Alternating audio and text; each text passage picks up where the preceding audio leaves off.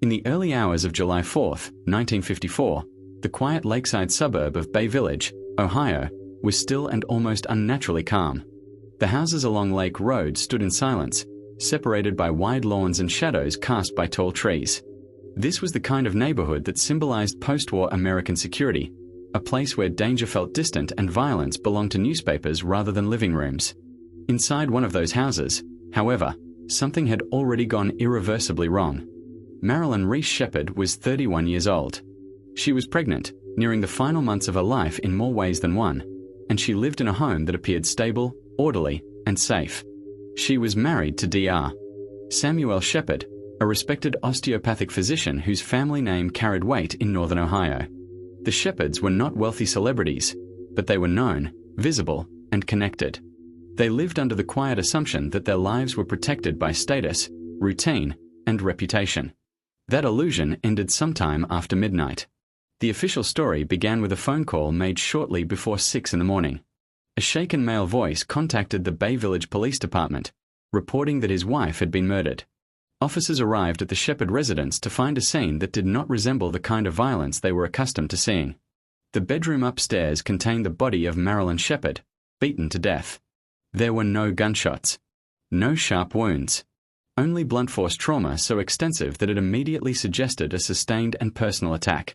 The room showed signs of disorder, but not chaos. Furniture was displaced. Objects were scattered. Blood was present, but not in a pattern that clearly explained what had happened. Marilyn lay partially on the bed, partially off it, her nightgown torn. The brutality of the injuries contrasted sharply with the quiet suburban setting, creating a visual dissonance that unsettled even experienced officers.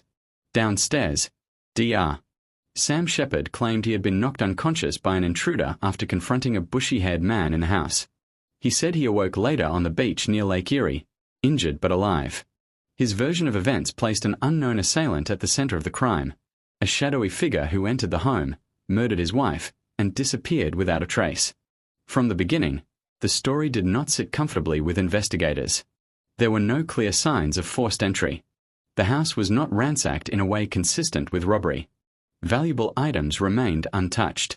The violence appeared focused entirely on Marilyn, not on theft or random destruction. The lack of definitive physical evidence pointing to an outside attacker immediately raised doubts. At the same time, the investigation was unfolding under intense public attention. The Sheppard family was well known in the area, and the crime occurred during a period when newspapers thrived on sensationalism. Journalists arrived almost as quickly as police. Details, rumors, and speculation spread faster than verified facts. The press did not wait for conclusions, it shaped them. The image of a respected doctor whose pregnant wife had been brutally killed inside their home was irresistible to the media. Headlines grew sharper by the day. Stories emphasized inconsistencies, highlighted rumors of marital problems, and suggested motives without restraint. The presumption of innocence, though formally acknowledged, was practically erased in public discourse. Investigators faced a difficult balance. On one hand, they were dealing with a violent homicide that demanded careful forensic work. On the other, they were operating in an environment poisoned by external pressure. Every delay was interpreted as incompetence. Every unanswered question was transformed into suspicion. The physical evidence offered little clarity. Bloodstain patterns were poorly documented. The crime scene was not preserved with the rigor that modern standards would demand. Numerous people moved through the house in the hours after the discovery, including family members, officers, and reporters. The possibility of contamination was high, and crucial details were likely lost forever. As days passed, attention shifted increasingly towards Sam Sheppard himself. His injuries were real but limited. His account of the intruder remained vague. Witnesses reported seeing him behaving calmly at times when shock might have been expected. Rumors surfaced regarding extramarital relationships and marital tension. Whether true or exaggerated, they fit neatly into a narrative that the public was already prepared to believe. The investigation slowly transformed from a search for an unknown killer into a case built around a single suspect who was already being tried in the court of public opinion. Marilyn Sheppard, meanwhile, became less a person than a symbol. She was described as a victim, a wife, a mother, a tragic figure frozen in a single violent moment. Her individuality, her inner life, and her fears disappeared behind the expanding story of scandal and suspicion. The case ceased to be solely about her death and became something larger and darker, a test of justice, media power, and truth. By the end of the summer of 1954, the direction of the case was effectively set. The possibility of an unknown intruder faded from serious consideration. The focus narrowed, hardened, and pointed inward, toward the man who had slept in the same house and survived the night. What began as a shocking murder was evolving into one of the most controversial criminal cases in American history, one that would expose the fragility of due process and the devastating consequences of narrative-driven justice. And this was only the beginning. In the weeks following the murder of Marilyn Sheppard, the investigation drifted further away from objectivity and closer to inevitability. What should have been a careful reconstruction of events became a process of confirmation, shaped not by evidence alone but by expectation, pressure, and narrative momentum. The crime had already been explained in the public mind, and law enforcement increasingly moved to fit the facts into that explanation rather than challenge it. From the beginning, Sam Sheppard existed in a position that was both privileged and dangerous. His family name carried influence in Bay Village and Cleveland. His father was a prominent physician, respected and connected. That status initially provided protection, but it also fueled resentment. To many observers, the idea that a well-connected doctor might escape accountability was intolerable. The case became a symbolic battleground between authority and outrage. Investigators scrutinized Sheppard's account of the night with growing intensity. His description of an intruder remained imprecise, lacking identifying details that could be verified or pursued. The so-called bushy-haired man never materialized in any meaningful way. No credible witnesses came forward. No physical trail supported the existence of an outside attacker. Each unanswered question hardened suspicion rather than inviting alternative explanations. The forensic limitations of the era compounded the problem. Blood evidence was poorly interpreted. There was no reliable method for DNA analysis. Fingerprints were inconclusive. What remained was interpretation, and interpretation was vulnerable to bias. Instead of asking whether the evidence proved guilt, investigators increasingly asked how it could be used to demonstrate it. At the same time, the media intensified its campaign. Newspapers published editorials questioning why Sam Sheppard had not yet been arrested. Headlines implied guilt without stating it directly. Journalists dissected his personal life, focusing heavily on rumors of infidelity and marital discord. These details, while emotionally provocative, did not constitute proof of murder. Nevertheless, they became central to the public understanding of the case. The atmosphere surrounding the investigation grew hostile and corrosive. Jurors had not yet been selected, but the jury pool was already saturated with opinion. Bay Village was not insulated from the noise. Residents discussed the case openly, forming conclusions based on headlines rather than testimony. The possibility of a fair and impartial trial was quietly eroding long before legal proceedings began. Within law enforcement, internal pressure mounted. The murder demanded resolution. Failure to produce an arrest was portrayed as weakness or incompetence.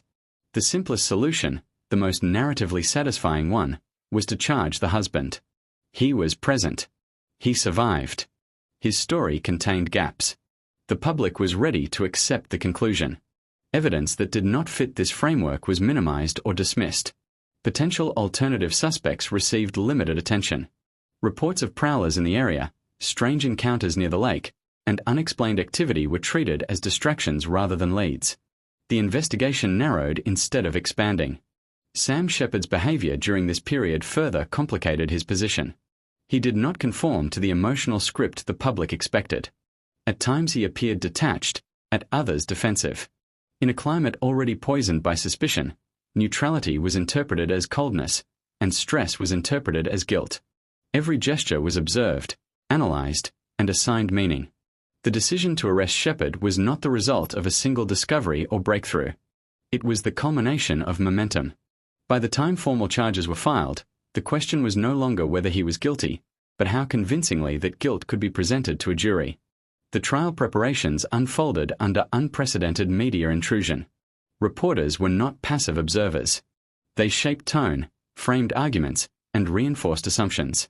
Pre-trial coverage blurred the boundary between reporting and prosecution. The concept of presumed innocence existed only on paper. When the trial finally began, The courtroom was saturated with expectation. The prosecution presented a case built less on definitive proof than on inference and character assessment. They emphasized opportunity, marital strain, and perceived inconsistencies. The defense struggled not only against the evidence but against the environment itself. Their task was not merely to introduce doubt, but to dismantle a story that had already been accepted as truth. Jurors were instructed to consider only the evidence presented in court, but the influence of months of exposure could not be erased. The trial unfolded as a public spectacle, watched and judged far beyond the walls of the courtroom. Marilyn Sheppard's death, once a private tragedy, had become a symbol of betrayal, violence, and moral failure in the American imagination. As testimony progressed, the limitations of the case became clearer to those willing to look. The lack of a murder weapon, the absence of a clear timeline, the contamination of the crime scene. These weaknesses, however, struggled to compete with the emotional weight of the narrative. The image of a pregnant woman beaten to death in her own bed was powerful enough to override uncertainty. The verdict, when it came, reflected not only the jury's assessment but the culmination of collective pressure. Sam Sheppard was found guilty of second-degree murder. He was sentenced to life in prison. The decision brought closure to the public, satisfaction to the press, and apparent resolution to law enforcement. But closure is not the same as truth. As Sheppard was led away, the case did not end. It entered a new phase, one defined by doubt, appeals, and the slow realization that something fundamental may have gone wrong. The machinery of justice had moved decisively, but whether it had moved correctly was a question that refused to disappear. The conviction marked the end of one chapter and the beginning of another, one in which the consequences of media influence, investigative shortcuts, and narrative-driven justice would be examined under a harsher light. And the deeper the case was examined, the more fragile its foundations appeared. Life inside the Ohio State Penitentiary stripped Sam Sheppard of everything that had once defined him. His profession, his social standing, his identity as a physician and husband were replaced by a number, a routine, and a conviction that followed him into every moment of confinement.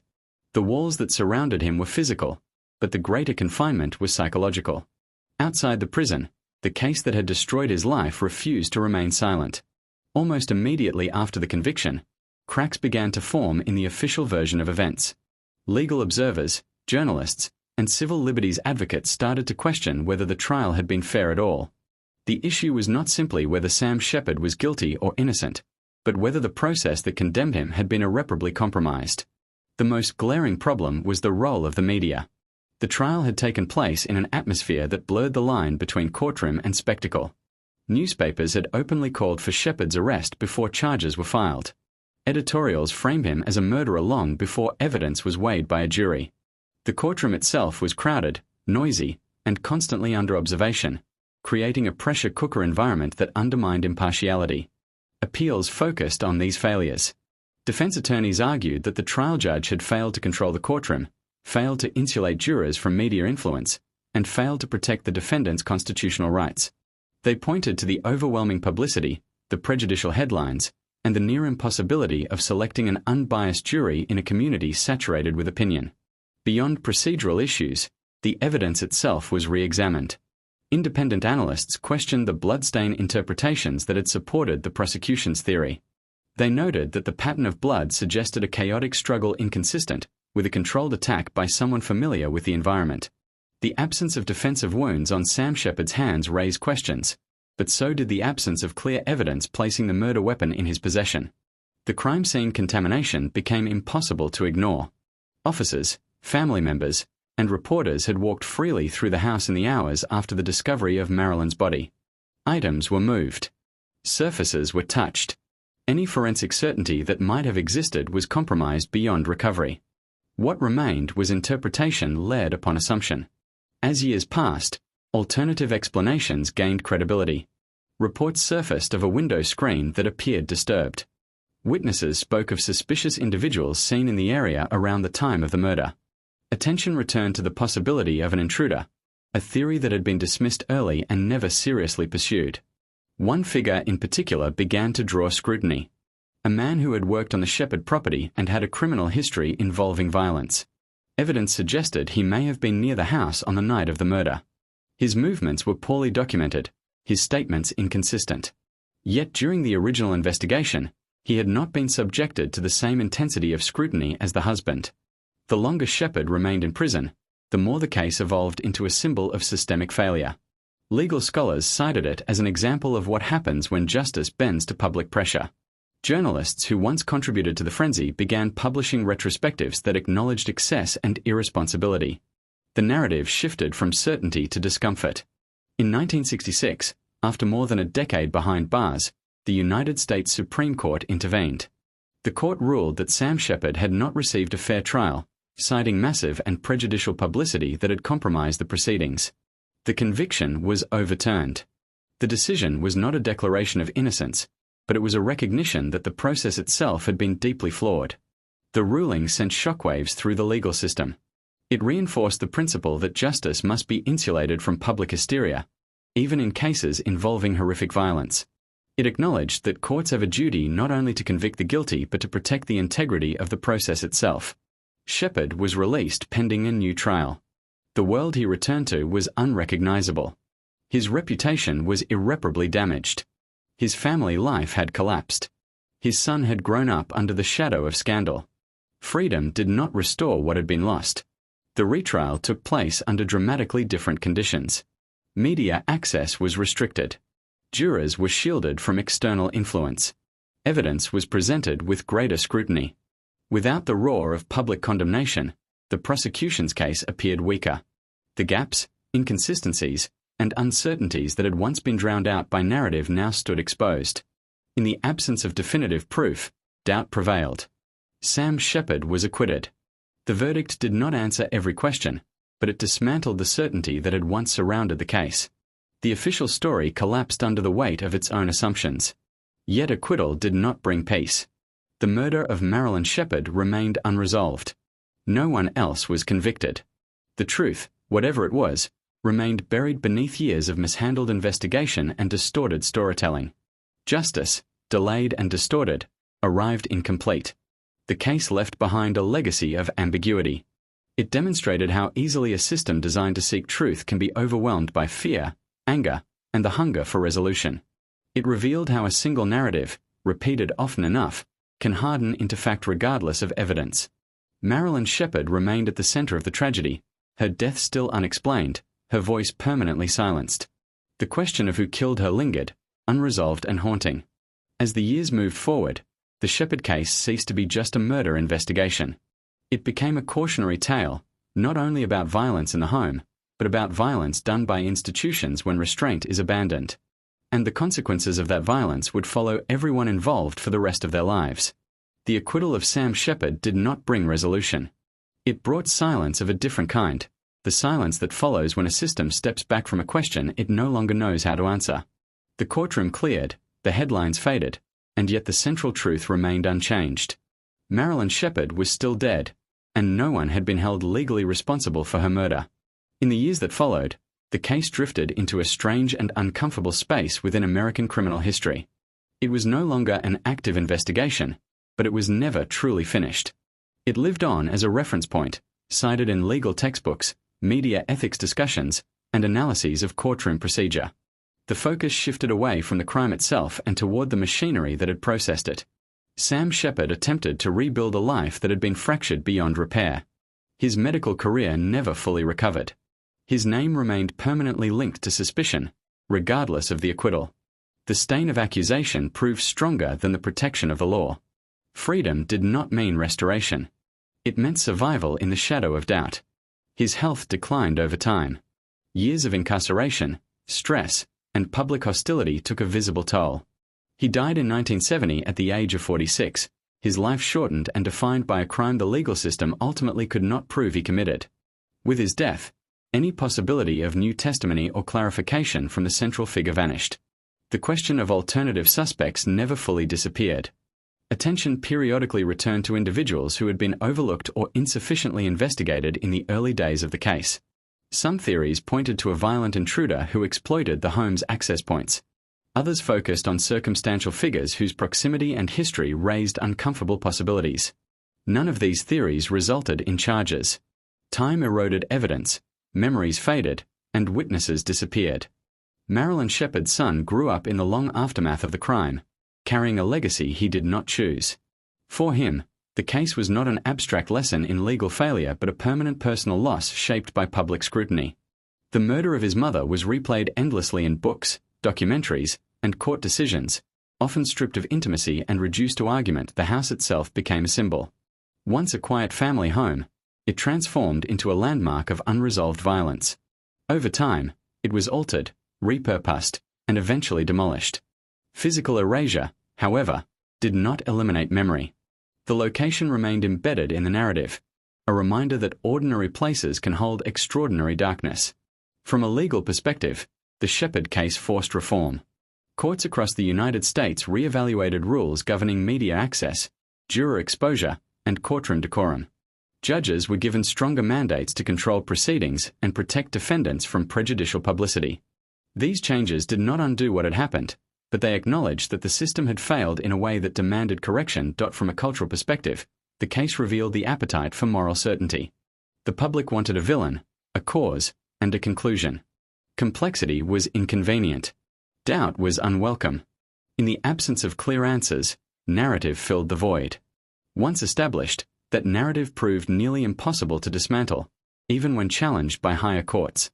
Marilyn Sheppard herself remained largely absent from these discussions. Her life before the murder, her personality, her fears, and her relationships were overshadowed by speculation and controversy.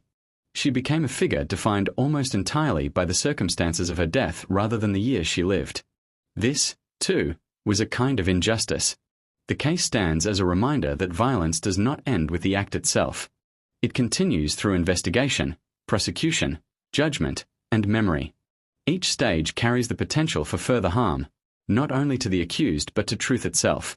When those entrusted with justice prioritize speed, optics, or public approval over rigor, the consequences can last for generations. Decades later, the murder of Marilyn Sheppard remains officially unresolved. No new indictments have been issued. No definitive conclusions have emerged. The file is closed in practice but open in reality, suspended between certainty and doubt. What remains is a lesson written in absence. Absence of restraint. Absence of patience. Absence of protection against collective assumption. The Sheppard case illustrates how easily justice can be overwhelmed when fear and narrative replace evidence and discipline. It also leaves behind a quieter, more disturbing truth. That sometimes the greatest failure is not convicting the wrong person or acquitting the right one, but destroying the possibility of ever knowing what truly happened. Marilyn Sheppard died in her own home, in a place meant to be safe. The system that followed did not restore safety, certainty, or closure. It produced a story, a spectacle, and a legacy of doubt.